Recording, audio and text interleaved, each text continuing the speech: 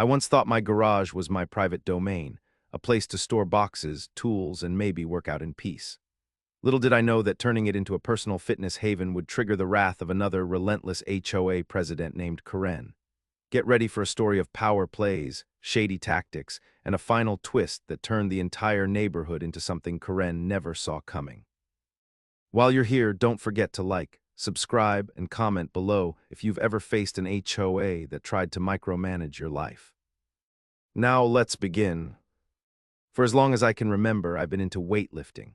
Nothing too extreme, just the usual dumbbells, bench press, maybe a treadmill for cardio. When my wife and I bought our first home in the Maplewood Grove subdivision, I was thrilled to finally have a garage big enough to accommodate my dream setup. We'd chosen the house specifically for its spacious two-car garage. With no kids yet and my wife parking in the driveway, half the garage was a blank canvas for my workout plans. I spent a weekend cleaning the space, painting the walls a bright white, installing rubber flooring, and setting up my rack, bench, and racks of free weights.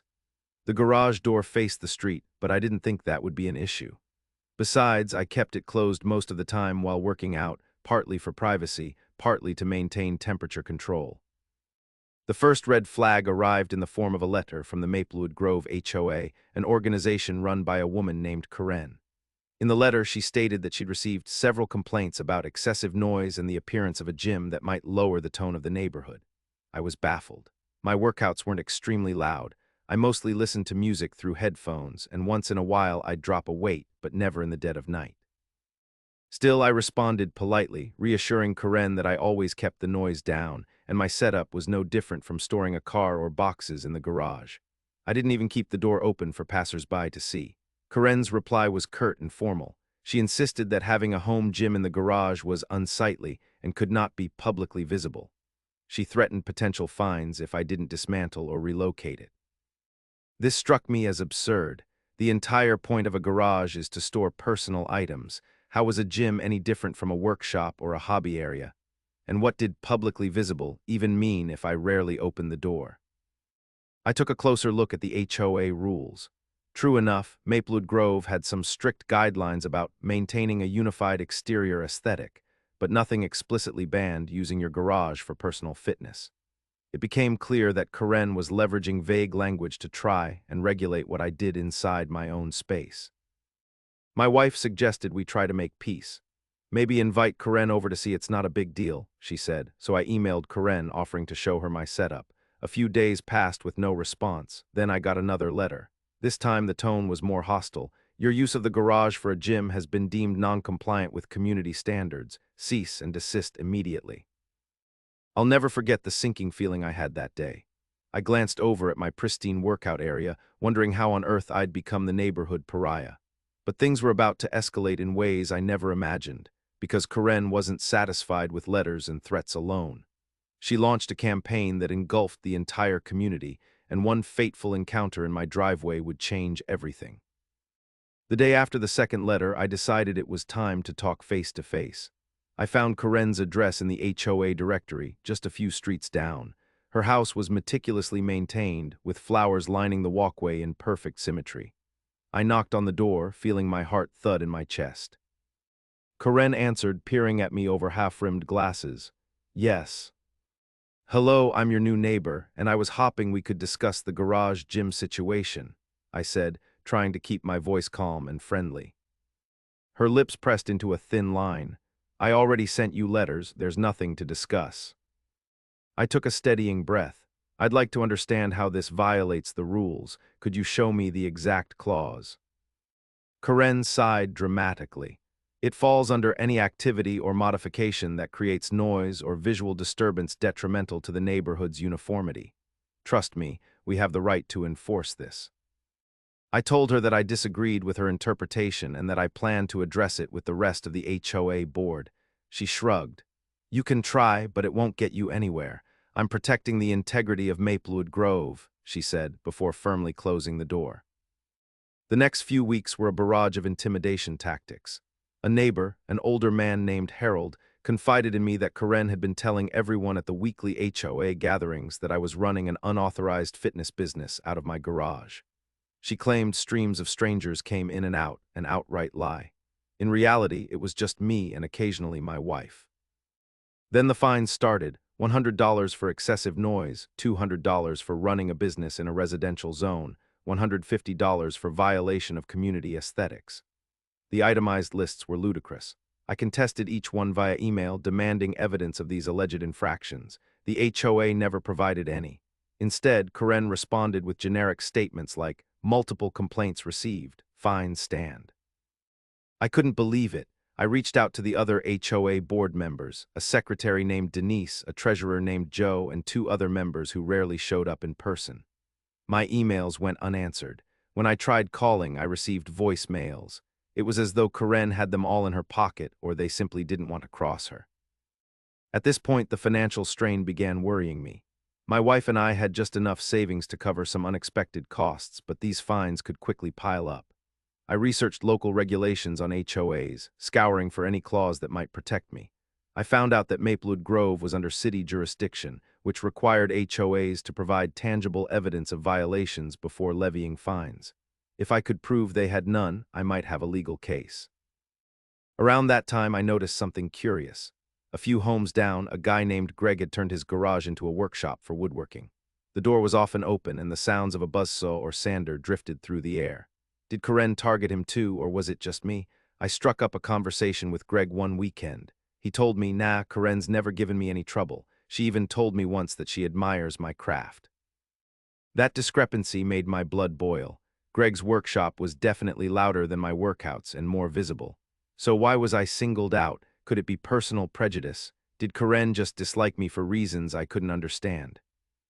Then one day I stepped out of my house and found a group of neighbors gathered in front of my driveway, 3 men, 2 women. They introduced themselves, each explaining they'd received fines or warnings from Karen for various reasons. A color of paint slightly off, a child's bike left in the front yard, a small garden bed not in compliance with the exact type of mulch mandated. All minor things, but Karen seemed relentless. We formed a little coalition, deciding it was time to confront the board as a group. That Saturday, we met at Tim and Nancy's house, where Tim, an ex-cop turned security consultant, showed us documents from the city outlining homeowner rights. Nancy, who worked at a local law firm, even offered to help draft a collective complaint. Our plan was to request an official hearing with the board, present all our grievances, and demand due process for these fines. When Karen caught wind of our little union, she exploded. Suddenly, each of us started receiving more petty fines, more threatening letters. My mailbox alone had 3 separate envelopes in one day. The text felt more aggressive, referencing further action if I didn't dismantle the gym. The date for the hearing was set. True to form, Karen tried to block it, claiming scheduling conflicts, but the city regulation stated that if a certain number of residents requested a meeting, it had to happen. So it happened. We all gathered at the Maplewood Grove Clubhouse, a small building near the entrance of the subdivision. Karen sat at a long table with the other board members. She wore a stern look, flipping through her binder of violations. One by one, we voiced our concerns. Nancy was eloquent, quoting legal statutes and city ordinances. Tim brought up how the noise complaints had no evidence. Another neighbor, Jade, pointed out how Karen was selectively enforcing rules. Then it was my turn. I laid out photographs of my garage, explained that it was enclosed, described my typical workout schedule, daytime hours, rarely at night. I also revealed how the neighbor with a woodworking shop hadn't received a single complaint. Lastly, I presented a log of every fine I'd received, showing no justification was ever attached. Karen's face grew redder by the second, but she maintained her composure, at least initially. She claimed she had anonymous complaints about loud clanking and door vibrations. When asked to produce evidence or witness statements, she faltered, muttering something about protecting their privacy. Joe, the treasurer, actually seemed sympathetic as he flipped through the fines. Karen, these fees are quite high. We usually issue a warning first, he said, looking perplexed. Karen shot him a glare that could melt steel. Then she tried to bulldoze ahead, insisting that we were a disturbance. But the tipping point came when Nancy revealed she had requested the city's code enforcement records and found 0 official noise complaints recorded in Maplewood Grove.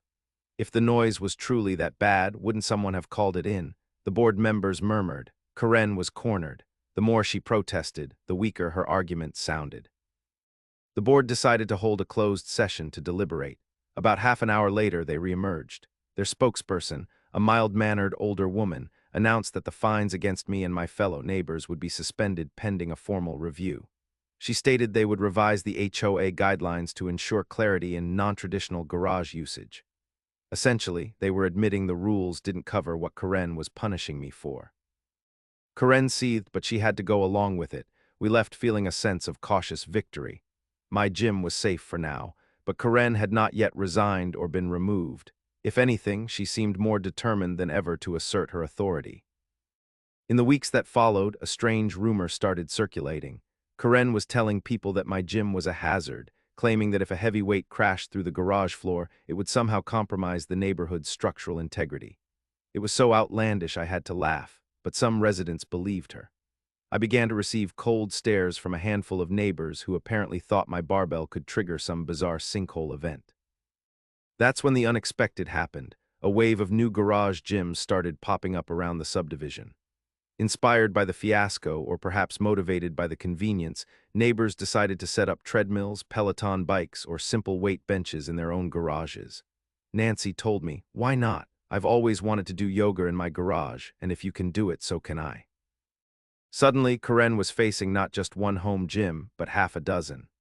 On weekend mornings, you could hear the hum of treadmills in multiple garages and occasionally see doors propped open for ventilation, revealing elliptical machines and stationary bikes.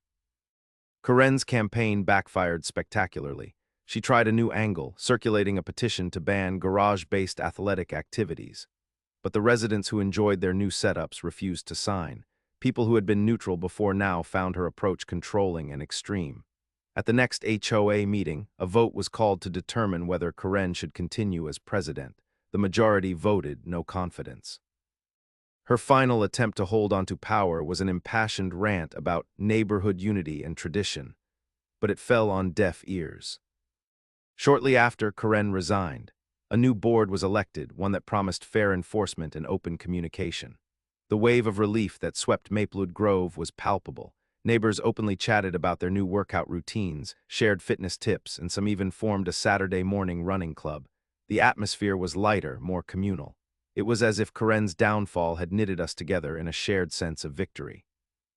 As for me, I kept my garage gym exactly as it was. No more fines, no more harassment. On the rare occasions I passed Karen, she refused to meet my gaze. I heard she considered moving, though she stayed in her home for a while. I can only guess it was too humiliating to keep living in a place where she once wielded absolute power and lost it all by going after a personal trainer's dream. And that's how my garage gym sparked a neighborhood revolution. If you enjoyed this story, be sure to smash that subscribe button, hit like if you're glad I stood my ground, and drop a comment telling me your thoughts on HOAs regulating personal spaces. Thanks for tuning in, and I'll catch you in the next wild tale.